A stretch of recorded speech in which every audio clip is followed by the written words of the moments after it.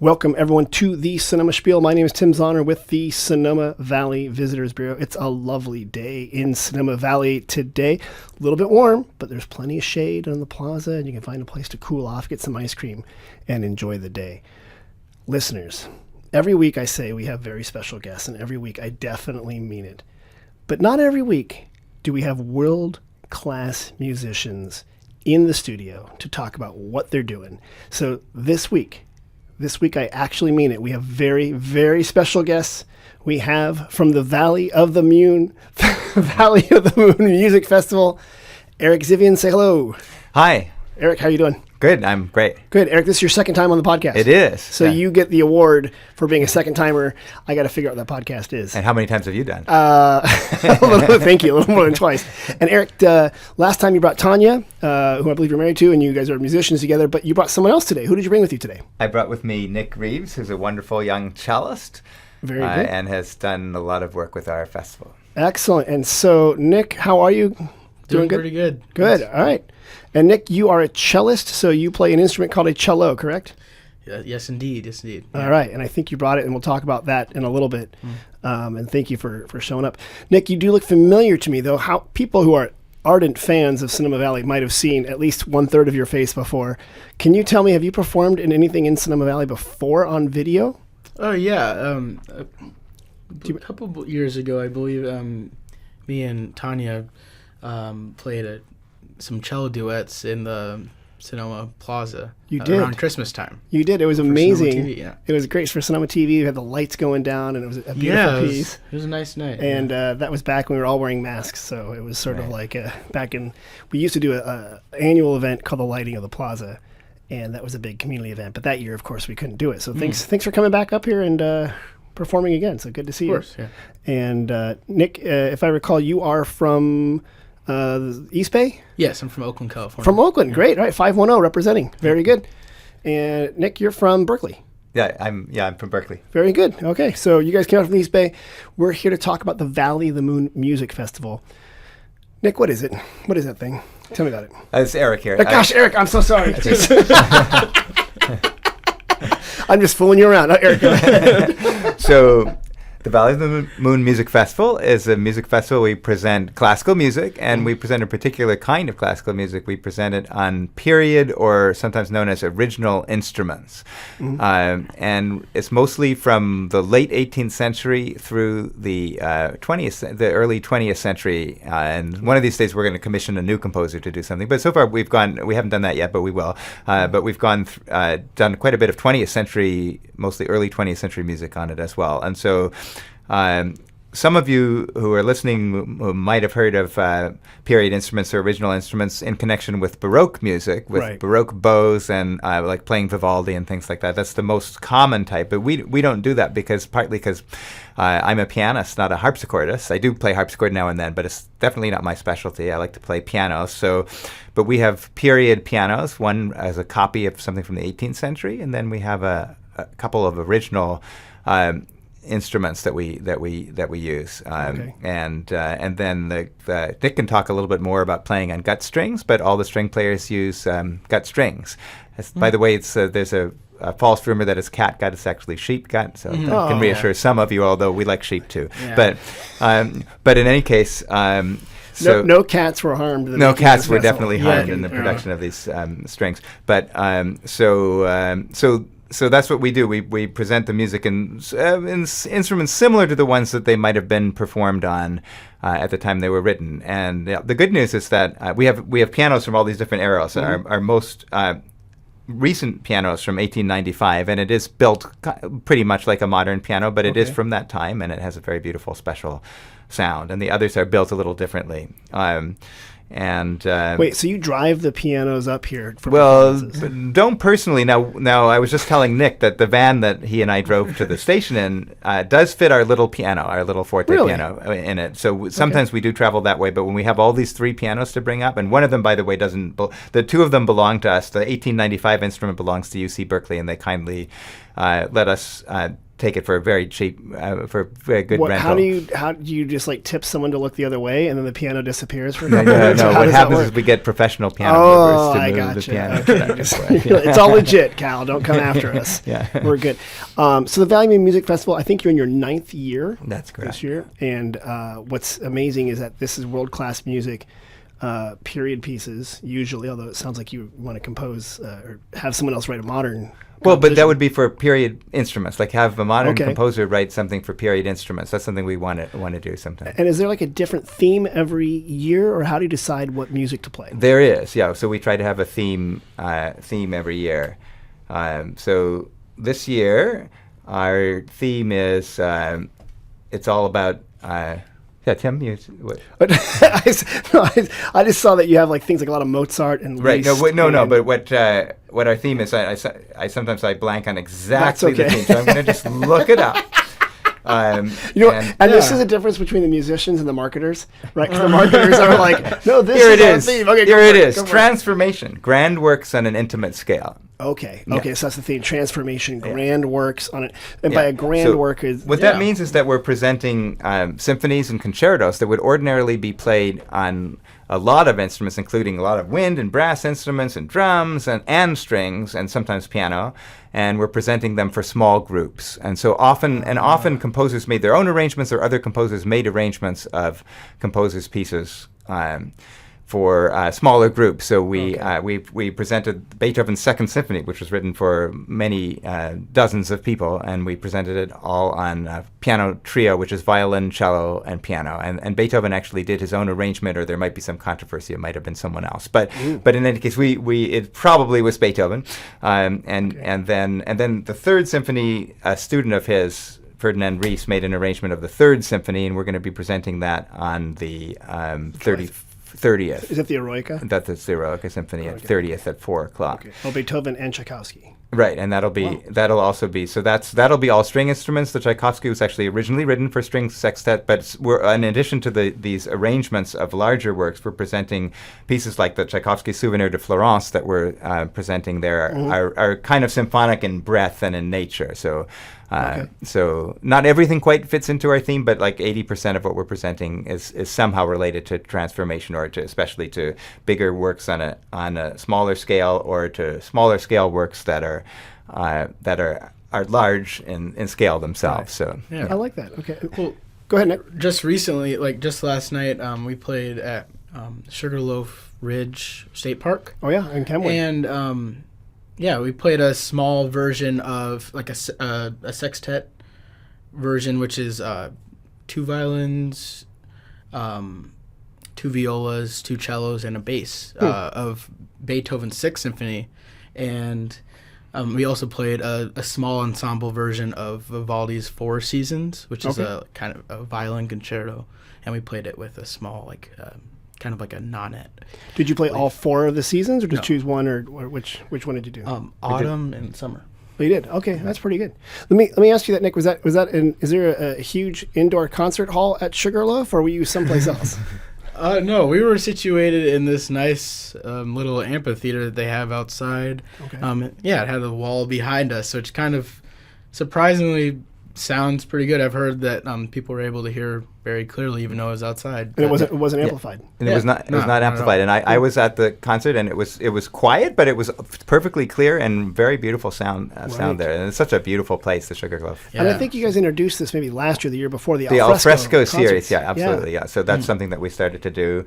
It was partly came out of COVID, but people now love outdoor concerts, even if Great. they're not worried No, I about think getting it's great. sick. Yeah. So, this year we had one already, and the new one was this year, and Nick participated in that as well. Was at the La Luz Center, and that was great. It was all Latin American and Spanish music. Really? Okay. Yeah, it was great, and that was a great, successful event. And we're going to be collaborating more with them and concerts like that, and other things, some education programs as well. All right, I want to segue with that because people who are listening to the podcast don't know this. Eric, you are like me. You're 29 years old, clearly. We're young. Nick, you're even a little bit younger. Maybe, yeah. Nick, when I first met you, your parents drove you up because I don't think you were able to drive. So you are a young cellist, a young musician. Yes, indeed. There seems to be a part of this mission is to bring in young musicians and they learn from the professional. I mean, you're also professionals, but they learn from the older musicians. Yeah. Is that true? Part of your mission? That's absolutely true. Yes. So we have from the very first year that we started, Tanya and I wanted to make part of it about advanced education. So we have something called the apprenticeship program. And the apprenticeship program is, we might expand it in the future, but it's always, since the beginning, it's been 5 musicians. Okay. 1 pianist and 4 string players, 2 violins, a viola, and cello. That makes up a string quartet, which is convenient. We could make some nice combinations out of that.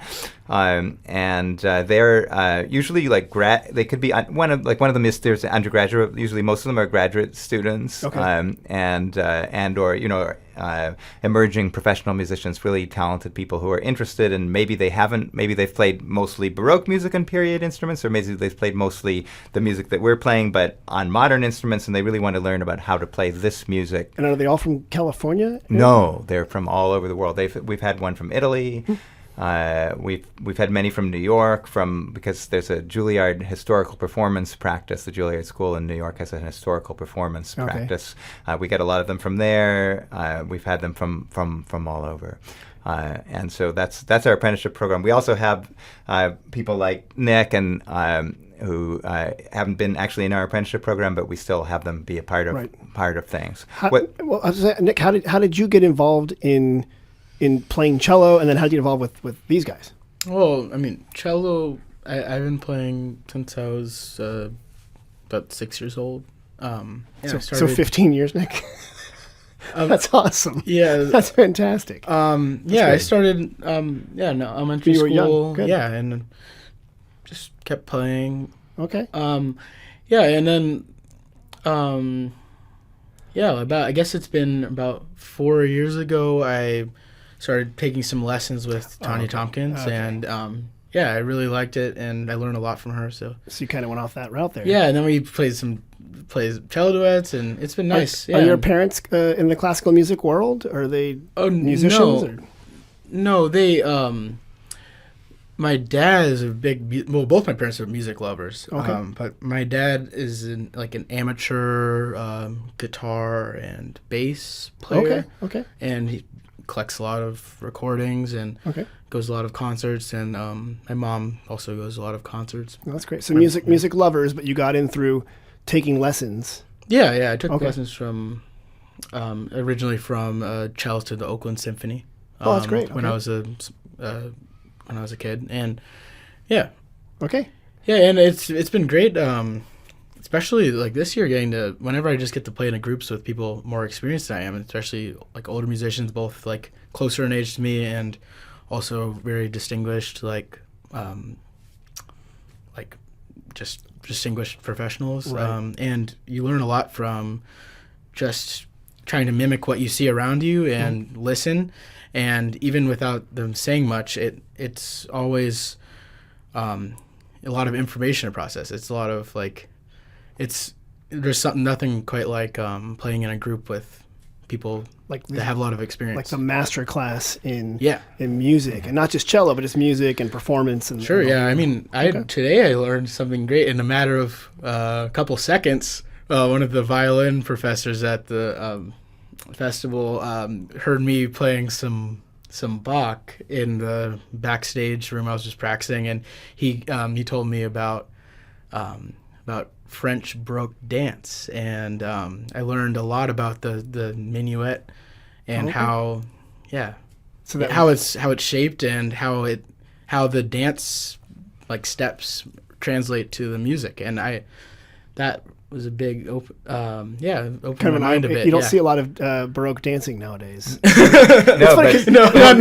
But when you hear Yo-Yo Ma or somebody playing the Bach cello suites, that's all about dance, and so we're learning about dance. So these were the soundtracks for actual dancing. Exactly. Oh, definitely, yeah. And the Bach cello suites, they're not only the dances, but he did cool things to make it really work on such an instrument that only has 4 strings, and you can hear kind of like the festival. I'm not sure if it was actually played live for dance necessarily. It was, but it was meant to make people feel like dancing. Oh, I got it. Yeah. Well, no, but could be. I don't know. That's interesting. It sounds. I mean, the sounds kind of like you hear the bones of where like that feeling and the expressiveness would have come from. Yeah, and it's interesting because and then you're working on it, you try to create different sounds and use like rhythm in different ways depending on what kind of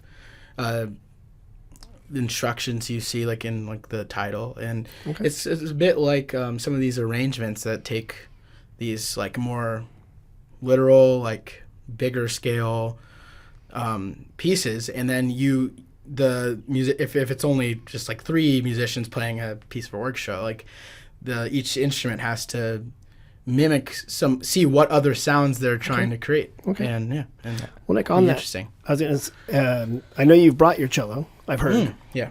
So when we're soon, I want to hear a little bit more about what you brought and why you choose certain pieces.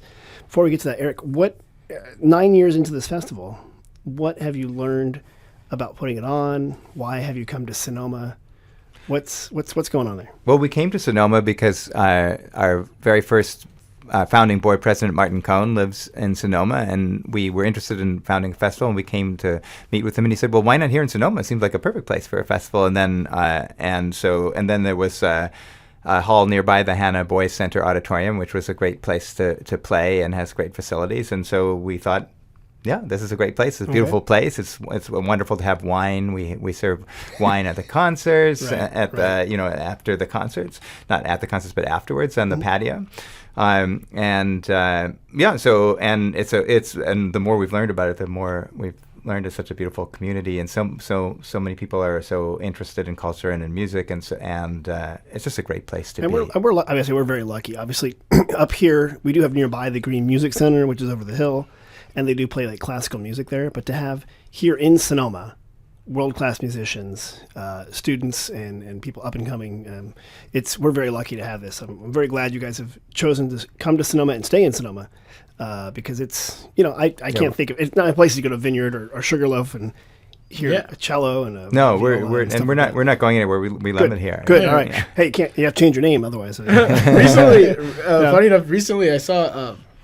I was on social media and I saw a video of 2 of my favorite cellists in Italy, and they were playing an outdoor concert with each other, and I was like, oh, this looks familiar. The background looks a bit familiar, and then you can see these hills and the vineyard, and like you can see these vineyards, and it looked a bit, and like being here, it kind of feels a bit like that when you're to drive here. Look. Yep. Yeah, and it's really pretty. Let me ask you, because the drive from the East Bay to here is only about an hour-ish. Depending on traffic. So, but it's kind of a world apart, right? Like going from the city and very different, the San Francisco, Berkeley, Oakland urban area. Yep. Very amazing and lovely and wonderful. Great food. But then coming up here, I know a lot of people are like, oh my gosh, look at the hills, look at the open space, look, there's a sheep, look, there's, they get very excited about it. So the 3 of the 5 apprentices stay at a ranch. In sort of a little ways out of Sonoma, but it's beautiful, and there's a goat, and there's also. Do we put them to work? We don't. No, we don't give them some pruning stuff. No, get out there in the vineyard. They get to swim. There's a swimming pool. They get to swim. Yeah, that's all. I thought like you tricked them. Like, we got you now. That's so funny. Well, while Nick, do you want to set up your cello and we can hear some of your piece? Is that okay? Is that something we can do? And then while you set up, I'm going to turn off your mic, and hopefully I do this right. So here we go. I'm talking, and okay, you can still hear me. Good. And then, Eric, before he gets going, can you tell me a bit about how you guys choose what songs get picked every year? Is it only because you're like, well, these sound good, or they know how to remember this stuff, or how do you give them the music and say you got to play this? How does that work? A lot of that, yeah. We consult people and see, would you like to play this? Would you like to play that? And then we say, but a lot of times we decide we'd like to have that, and we run it by people. I mean, it's some consensus involved, but Tanya and I decide a lot of it, and it's based on the theme. So this time we have a lot of bigger pieces that are, and then we try to figure out programs that'll go together. And Tanya often has the big theme and thinks of a lot of the big pieces. I think of some of the others, and then I do more of the detailed work of figuring out how the programs get knit together and how everything will work together as a program. But most of the pieces, like you give this to some viola. Did I say viola? It could be violist or violinist. A violinist. I'm sorry. So you give them the music. They've heard of it before. Like, you're not saying, here's something you've never heard of. You've got 3 weeks. Be in Sonoma. Well, we usually would no. There's always extenuating circumstances, like when if somebody drops out and we need to ask somebody to do something in short notice, which we had to do a couple times this year. Okay, But okay. but mostly we give them more than 3 weeks. But yeah, sometimes we'll give them a piece that they haven't played and might not have heard of before, Okay. and they have to learn it. That's typical. But I mean, as classical musicians, we do Okay. learn pieces quickly sometimes. So. You guys can figure it out. Okay, that works. Well, what we got here, Nick? Are you ready? Looks like you. sure. Okay, so what I'll do? Let me turn the microphone on. So let's just do a quick check here. Go ahead and play a little note. Okay, I can hear that. So, oh wow, that sounds good. And he's playing a real cello. It's got 4 strings. It's got a bow. It's brown. I know this makes captivating radio. How I and they're explain gut it. strings. Yeah. They're gut and they're sheep gut strings. Sheep gut strings. Yeah. No cats were hurt. And the lower strings, the really low ones, the G and the C strings, they are wound with silver, which Silver? yeah, they're wound with like a thin silver wrapping, which makes the strings heavier, which actually is one of the relates to like the cello as an instrument becoming more popular because they were able to have the string technology to play these notes Okay. clearly. That's amazing. All right. Well, what's the name of the piece you're about to play here? Well, I was thinking of playing like kind of a combination of like 2 very short parts of pieces next to each other. One is the Sarabande movement from Bach's Cello Suite No. 1. Okay. It's a nice slow dance sounding piece, and I was thinking of playing this very slow, low movement from Benjamin Britten's Solo Cello Suite No. 1, Okay. which is from a wildly different time period. One is from like around in the Baroque period, and one's from the middle of the 20th century. But you might see how they sound a bit alike, and one's inspired by the other. Okay. You want to play them back to back? Sure. Okay. Take it away.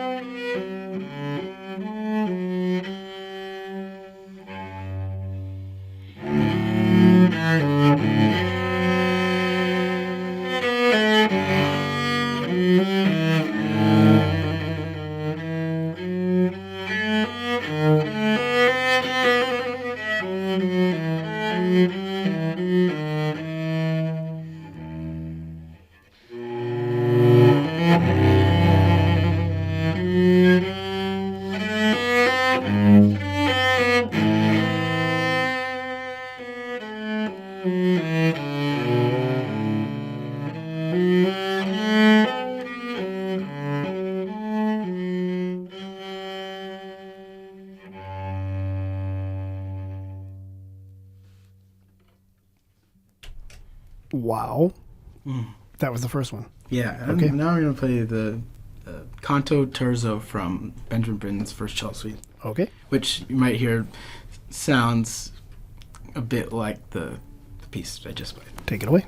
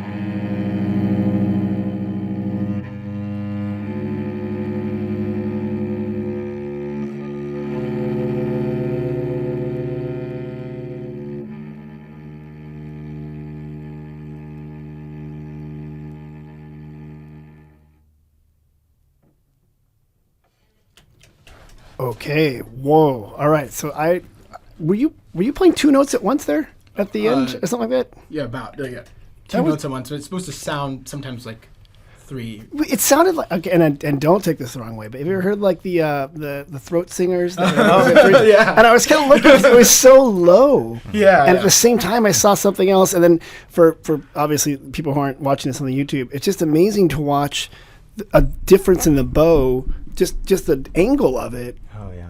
How you're able to hit one string or two strings at the same time. That's incredible. Well done.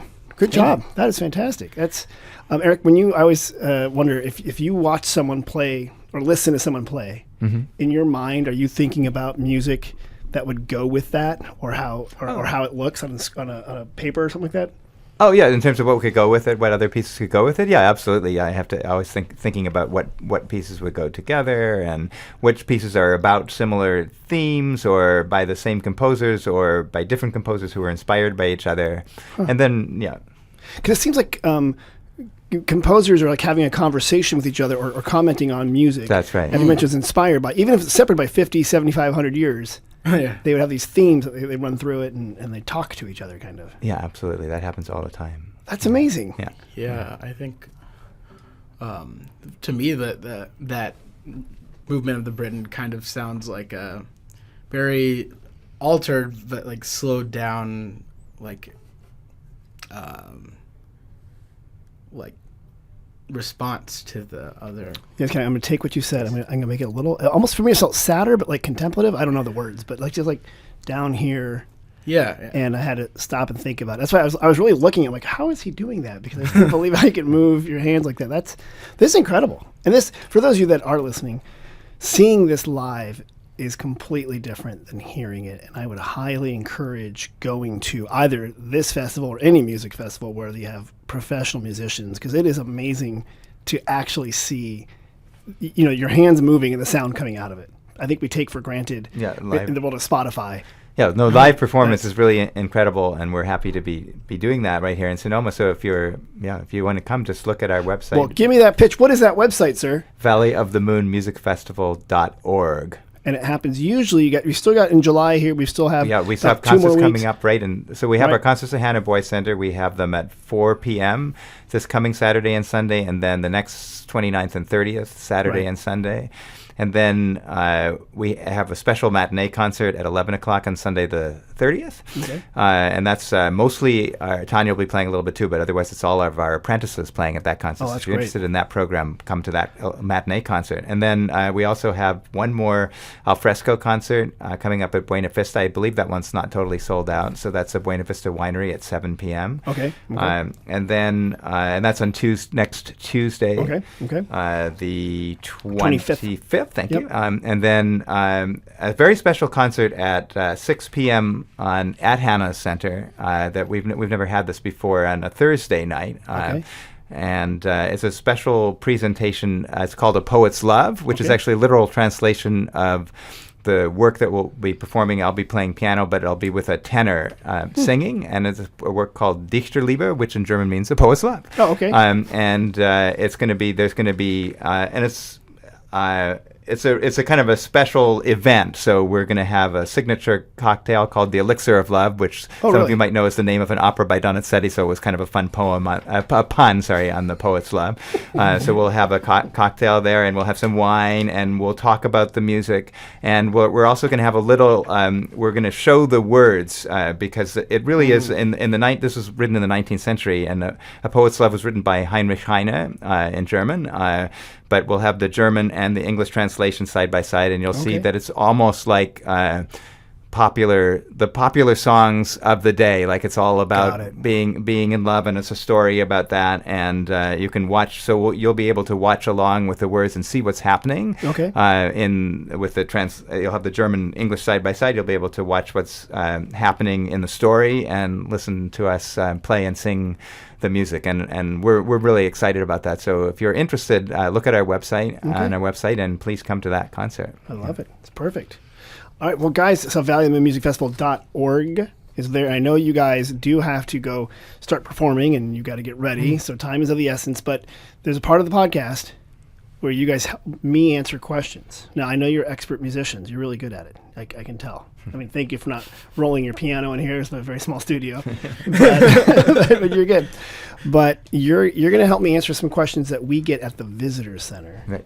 If you're ready. Now, I know every time my guests come in here, I haven't shown these questions to you ahead of time, have I? No. No. All right, you're going to help me. So we've got two visitor centers, one at the Plaza, one at Vianza Winery. I'm going to ask you these questions. You don't have to know the answer. I can help you. Okay. So this section is what we call We Get Questions. Here we go. Okay, this one came online. I can't find the correct answer, and maybe someone might help.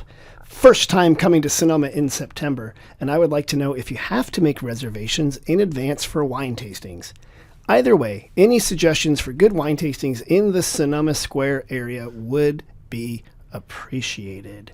So around the Sonoma Plaza, this guy is looking for wine tasting. Here's what I'm going to do. Nick, you're kind of young. Yeah. So you might not have a lot of experience in wine tasting. No. Eric, you're up in Berkeley or down in Berkeley or sideways in Berkeley, depending which way you're reading the map. So you're not off here a lot, but I can help answer this question unless you want to take a stab at it.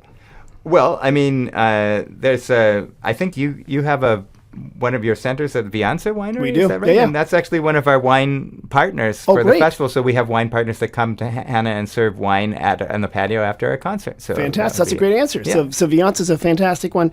Just south of the plaza, you're right, we have our visitor center there. And oftentimes you don't need a reservation. A lot of people are thinking, because of COVID and things were happening, everyone had to get reservations. But there's plenty of places you can walk in. And actually I saw another one is Buena Vista, which I think you have another concert there. Yeah, we have a concert there.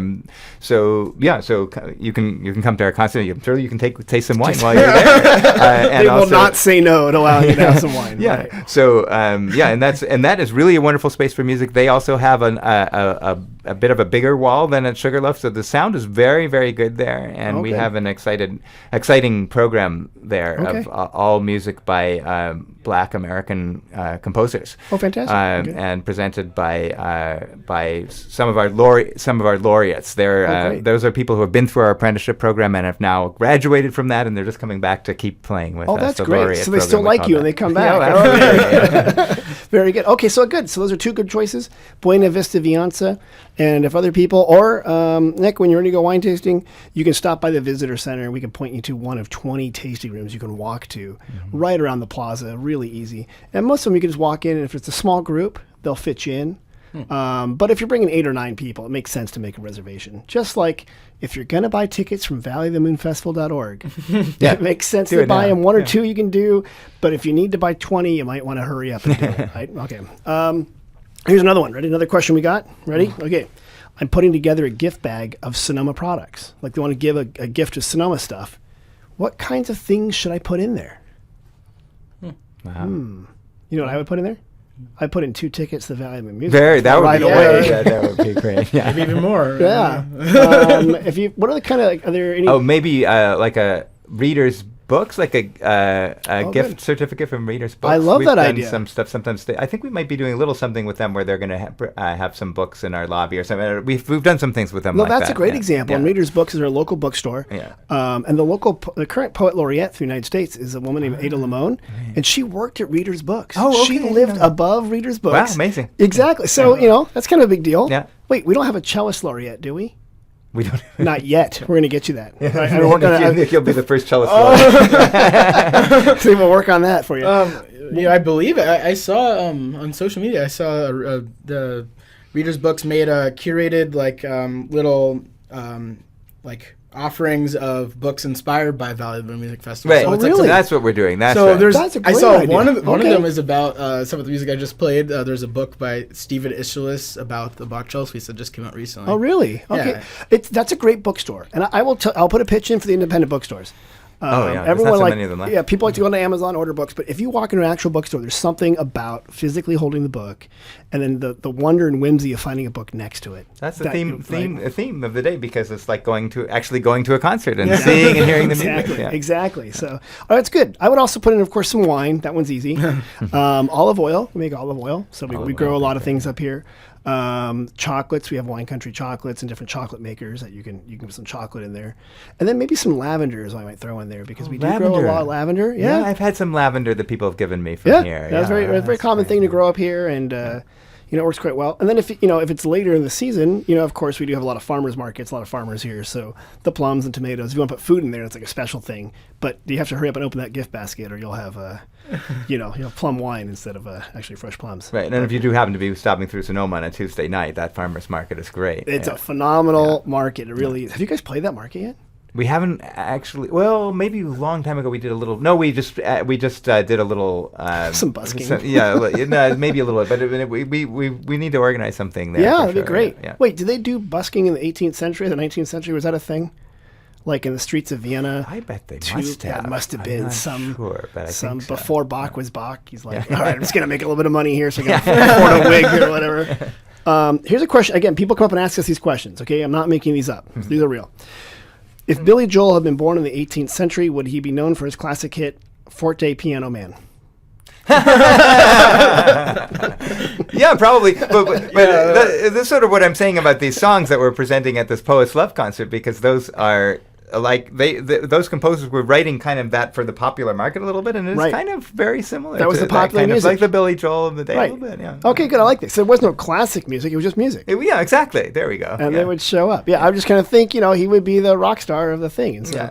About a forte piano, can you explain? Is that a stronger piano? What does that mean? Forte Yeah, piano? no. Forte. Well, forte just means loud, and piano means soft, and so now we call the piano is the short term for pianoforte, which basically means the same thing except just as soft and loud. But so it's just the term that we use now for older pianos that are built a little Got it. differently. Do they have the same number of keys? No, they tend to have fewer keys because Okay. they had a smaller range, and they're made differently. They don't have a steel frame in general, Okay. and they have a bit of a quieter sound, a distinctive sound. There's a lot of things about that. But if you want to know, just come to our concerts, Oh, and touche. we talk about it there, and also we at the wine receptions at the concert, we talk to everybody about any questions they have. You so- kind of answer. They can see that stuff like that. Yeah. Okay, that's pretty good. And you said a harpsichord before. That's different than a piano. And a That is forte different from a piano because the strings are plucked. The difference of a piano, and all pianos, forte piano, pianoforte, whatever, they're all hammered. The strings are You hit hammered. a key, a little. Oops, a Yeah, little right. hammer And going on that bottom. way, and the idea of the piano and forte is that you could play soft, loud, or actually anything in between, because depending on how hard you hit the key, they get softer or louder. On the harpsichord, you really can't affect the volume that way. Okay. Sometimes you can pull a stop and more strings come into play, and so it can go loud or soft, but nothing in between. Piano Got can it. go all the way in between. Because you played, I think last year, you were doing all the Beethoven sonatas. Right. Were you playing that on a piano, a forte piano? or No, a because harpsichord? Beethoven wrote for not a harpsichord, no, but and a forte piano, what we Okay. now call a forte piano, because they were built what differently they and they're had. smaller, and that's what Beethoven had. Yeah. So is it possible, like 100, 200 years from now, the cello will have 5 strings, Oh. and people will, or do they already have 5 strings? Well, actually, the odd thing is that in the old days there was a 5-string cello, and Bach wrote his 6th cello suite for the 5-string cello. Most so likely, what do you do if you have a 4-string cello and you have a 6-string cello? Oh, I'm working on that right now. I'm actually learning that Really? a lot of cellists we played on the 4 strings is just a bit harder and Right. more maneuvering. It's actually harder to play in the 4-string cello, but it's possible, and that's what people Yeah. did for a long time. But now it's coming back because it was the way it was done, and it sounds really. It's easier to play well on the 5-string cello because it was written Yeah. for that. So, Oh, that's interesting. yeah, I never knew that. Okay. Yeah. See, you guys, if someone came up to me next week and they go, "Hey, did you know the cello used to have 5 strings?" I could say, "Actually, yes, I did learn that from the Valley Music Yeah, Festival." yes. So I could help the You learned that volunteer- from Nick Reeves. Exactly. Yeah, yeah. Okay, so here's another question that people are asking us. Big question. Ready? Barbie or Oppenheimer? Barbie. Barbie. The Barbie movie, actually, I've been watching a few reviews of it. I haven't seen it yet, but I believe it's actually quite good. I mean, but I heard that it's less of a kids movie. It's more Really? like they deal with a lot of adult issues. Okay. And it's pretty funny. I think I heard that like Ryan Gosling is pretty funny He in the kind movie. of steals the movie, I hear. Okay. Yeah. So Barbie's the answer. Barbie, yeah, no. Who wants to learn about people just like building bombs? Bomb. Yeah. I know, it's kind of funny. It's like here you have bright pink and happy, and then you have dark and like ponderous. So I wonder how it's going to go. But Christopher Nolan did Oppenheimer, so he's known for his like mind-bending movies. And I think I'm up for a little bit of happiness. But I think anyone should watch these movies after the Valley Music Festival. Okay. You should first buy tickets Sounds for good. that Yes, thanks, Tim. and go there. Because movies are going to be there for a while. Yeah. But live music is ephemeral, so you got to hurry up and go see it. For people who really can't make it, we encourage everybody to make their live concerts, but if you really can't make it, we are live streaming all the events. Great, thank you. And I do know you have a very good YouTube channel with amazing, yes, amazing and stuff. you can go look at that too. And Absolutely. it's quite nice. So, well, guys, you're amazing. This has been great having you here in studio. It's not every day I get a world-class musician, a forte pianist, a 4-string cellist who's working on the 5-to-4 ratio thing or whatever. Can you again tell me if people want more information either for this year or for next year? What's the website again to get more information, Eric? valleyofthemoonmusicfestival.org. I love it because Sonoma Valley is also known as the Valley of the Moon. Yes, yeah. And you have a music festival. Yeah. And you're an organization. We are. So valleyofthemusicfestival.org. Nick, you mentioned social media. Are you on any public-facing social media channels where people should tune in to watch you play the cello?